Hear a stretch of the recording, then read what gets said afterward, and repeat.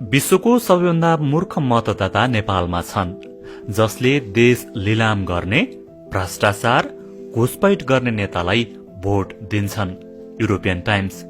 प्रस्तुत वाक्यांश युरोपियन कमिशनका 12औं अध्यक्ष जीन क्लाउड जंकरको तस्विरसँगै फैलिरहेको छ। यस्ता पोस्टहरूमा विश्वको सबैभन्दा मूर्ख मतदाता नेपालमा रहेको र उनीहरूले देश लिलाम गर्ने, भ्रष्टाचार, घुसपैठ गर्ने नेतालाई भोट दिने गरेको दावी वाक्यांश लेखिएको छ। साथै यो वाक्यांश युरोपियन टाइम्सबाट साभार गरिएको संकेत दिइएको छ।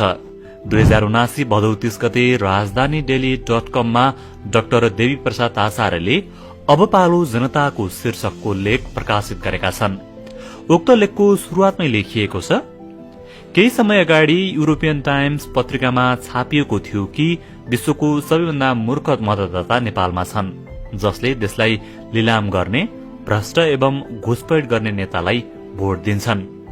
त्यसैगरी 2080 असोज 12 गते कर्पोरेट नेपाल.com मा कुमार दाहालले अब नेपाल विकसित देश बन्छ शीर्षकको लेख प्रकाशित गरेका छन्। यो लेखमा समेत सोही दावीलाई प्रयोग गरिएको छ। सोही दावी